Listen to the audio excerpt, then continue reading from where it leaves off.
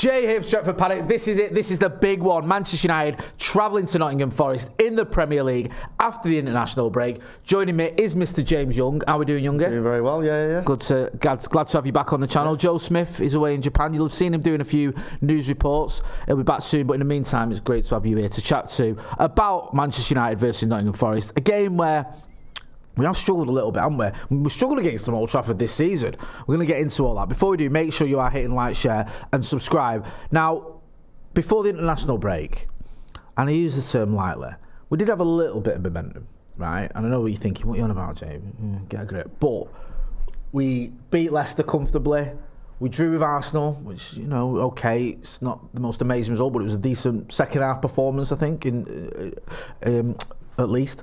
Also that win over Real Sociedad in the Europa League. So there's a little bit of, positivity going into the national break. How important do you think it is that United build on that and keep going? Because we've just not had a run all season, have we, where we've been able to put sort of 4 or 5 really good performances together. And there's an opportunity to do that, obviously starting with Forest. Well, massively, because ultimately the season is the Europa League at this point, and you're not going to be able to beat the better teams in the competition, your Lyon, your athletic clubs, if the form in the league isn't good enough, basically. And I think that's going to be the problem for United, keeping that momentum and making sure the team's fresh for those European games. And I think as well, as we saw under Amorim's sort of first few games, once you start to drop points to teams like Ipswich, teams sort of in the bottom half of the table, and the pressure starts to mount already then, and they just don't need it. And I think even though Forest are doing really well this season and they're way ahead of United in the table, if you just start to drop points again and the momentum stalls and the confidence goes a bit, it's just not helpful at all. No, it isn't. I completely agree. And one of the reasons as well, just on momentum, the reason we've done quite well, I don't get carried away. I think it's been a little while since we lost in the Premier League. Is it February, I think, is the last time? Middle of February we lost in the Premier League. But we've not had loads of wins during that time, so we don't get too carried away. But I will say that Bruno Fernandes has been playing particularly well. Nominee for, March Player of the Month, again, after 2 games. So you can't look too much into it. But a player that has sort of carried United at a time when we've needed it.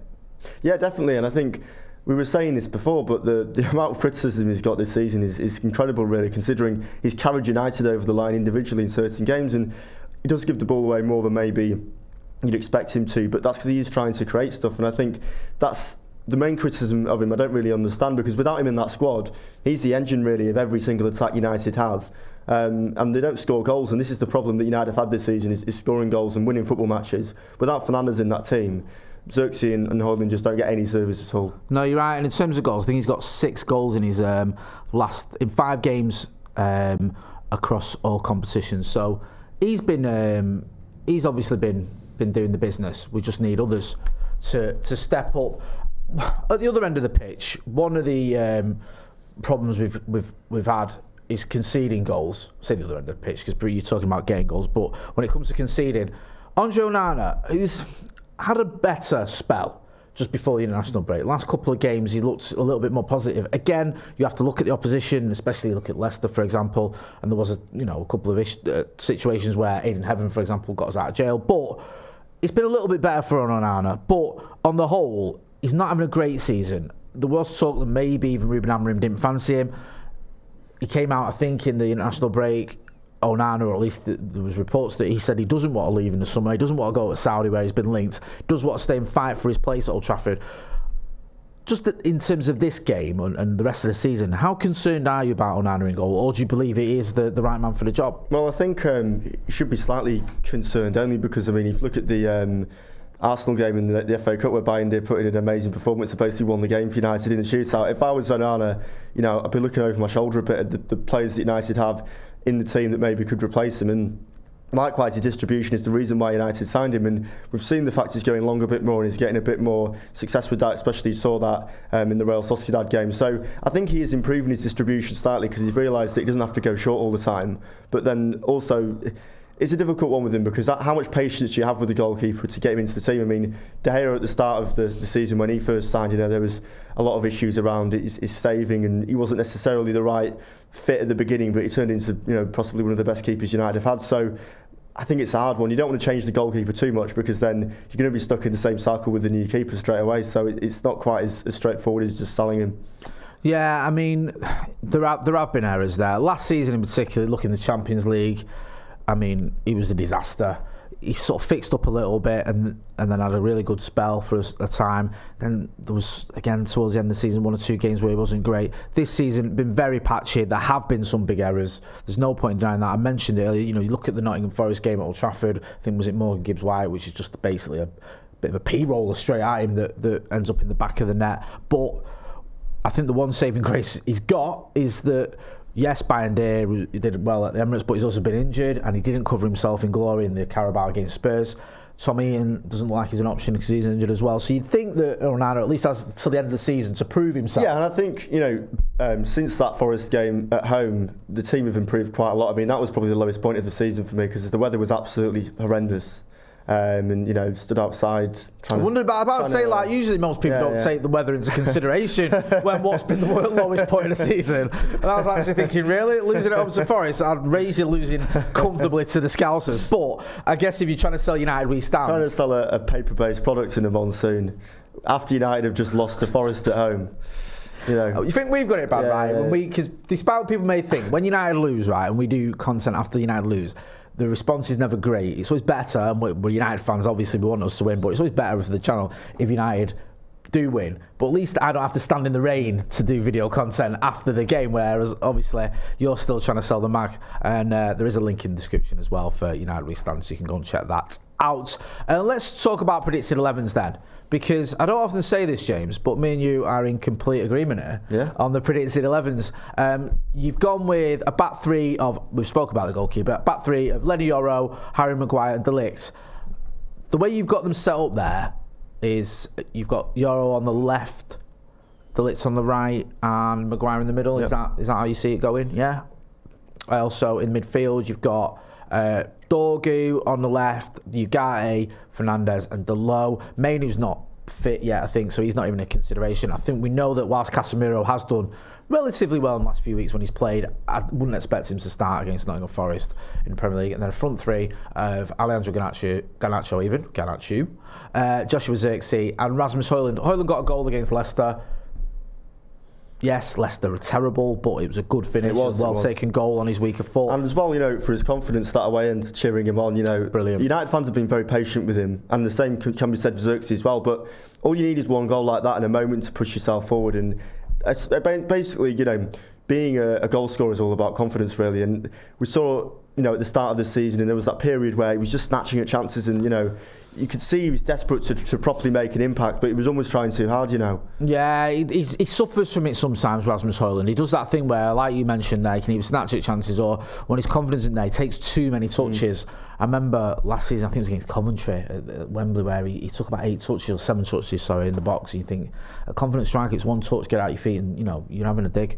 But hopefully the fans backing him will help. You mentioned Zirkzee. I know he got booed and everyone sort of holds on to that, but since then the fans have more than rallied around him and he's had his name sung and all sorts. So Zirkzee looks like he's full of beans and full of confidence. Højlund looks like he could be getting there. Neither of them are prolific, but if they can get amongst the goals, throwing Garnacho as well, then hopefully we can cause Nottingham Forest a bit of damage.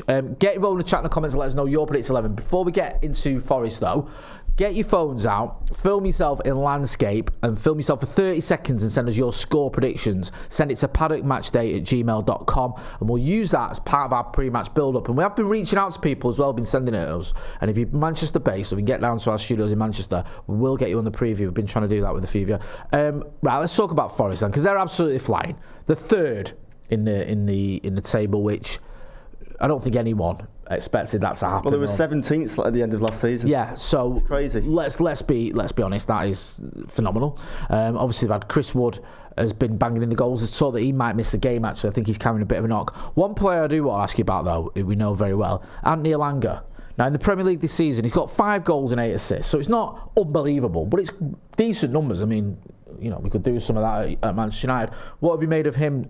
Not just this season, but since he's gone to Forest. It's been another United player who's left the club and has done better elsewhere, really. And I think Elanga at Forest has had more confidence in him. It seems like it's a better move for him because I think he came into the United squad almost a bit too early. He got that goal away at Atletico Madrid, and you're thinking, right, this is it now. But it's not really his fault that he played too many games and he was pushed into a system that it didn't really fit into. So I think he's got time to develop properly at Forest, and I think it's a really good club for him to be at. But I mean, if you look at his contributions, if you look at the way that he takes players on, you know, we've seen too many times with United's defence in the last few years, fast players on the counter-attack, just running at them. And there's an opportunity here for it to backfire. Yeah, there is. I mean, I think he was involved one in last season in one of the goals at the City ground, and yeah, it's always going to be that narrative of like, oh, we shouldn't let him go, and oh, look at what he's doing there.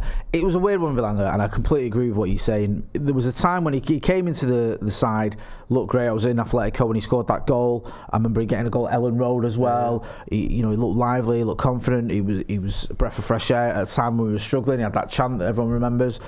But then he fell off a bit of a cliff, really. His form deserted him. The team was playing terribly. Ralph Rangnick seemed to have lost the dressing room. No one seems to really be buying what he was trying to do. And I felt like Elanga really suffered at that time. And it was probably a spell where he needed to be taken out of the team. And for whatever reason, he wasn't. But he's a player that's obviously doing well at Forest. And other than the game against United, I do wish him well.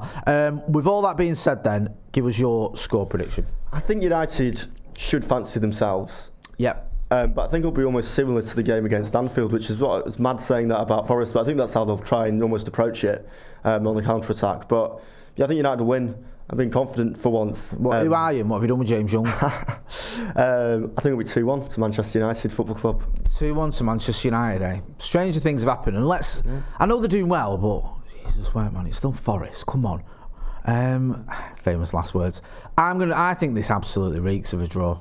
I think it stinks of a 1-1.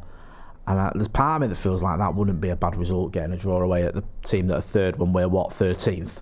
But I hope you're right, obviously. But I'm going to go 1-1. I think Elanga might end up getting a goal against us, but I think Bruno Fernandes will pop up with something, as he invariably does. Youngie, always a pleasure, never a chore. Go and check out United We Stand. There's a link in the description so you can buy the magazine online. Got some good articles coming up. Yeah, he's got a new issue coming out for the City game.